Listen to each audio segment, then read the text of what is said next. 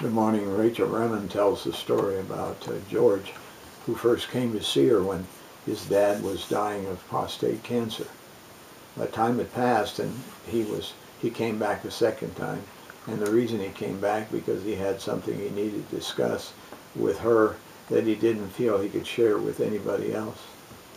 He was a serious practicer of non-judgment and non-violence and non-interference in other people's lives.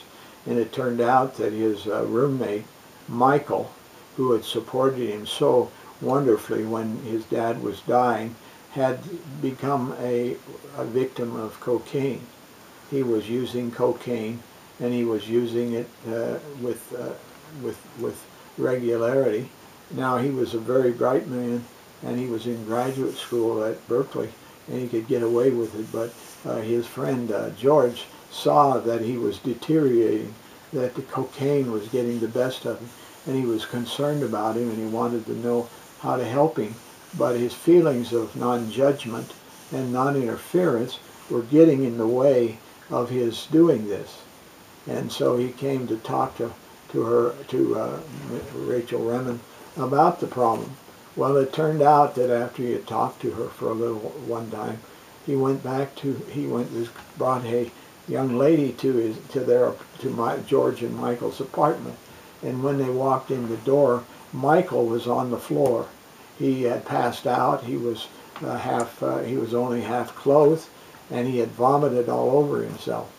And George had an interest in this one young lady, and he was furious with Michael. He picked him up, and he took him into the bathroom, and he turned on the cold shower, and he held him under the shower while George and Michael were both getting wet. He held him under the shower, and he started screaming at him. He told him in all kinds of ways how disappointed he was with him, and how he was destroying his life, and how he didn't want him to do that, and he wanted him to do better. And he shook him, and he shook him, and he pushed him against the wall, and he turned around and left Michael standing under the water.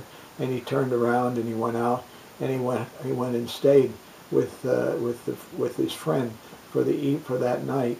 He was very upset with himself because he had allowed his feelings to get the best of him, and he didn't want to go back to the apartment. He was hoping that Michael wouldn't be there, and that maybe that way he could get back and he could get over this feeling that he had failed, that he'd been walking in this walk of non-judgment and non-interference, and then he had let loose and he had done this. Well, he went back to the apartment, and sure enough, Michael was there. Michael was awake, and he was alive, and he was sitting on the sofa waiting for George to come back.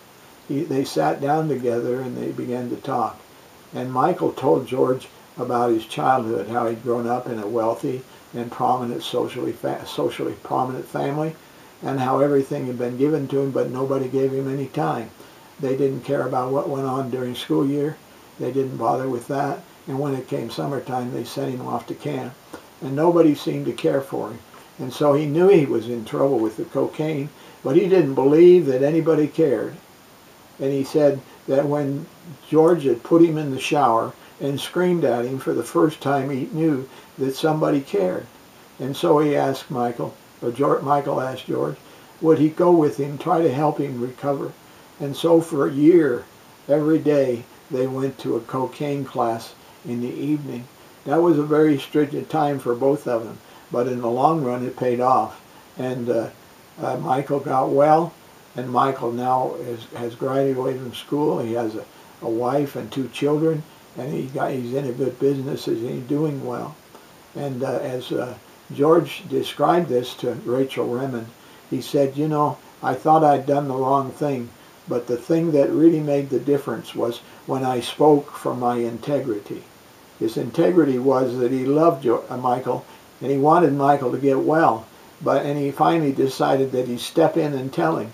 And because he was true to his integrity, he was able to help Michael get better. I think we all need to understand, if we're true to who we really are, if we're true to our integrity, in the long run it will benefit not only others, but it will benefit us. I'm praying that I can be true to the integrity in my life, and that you can do the same this morning. May God bless you.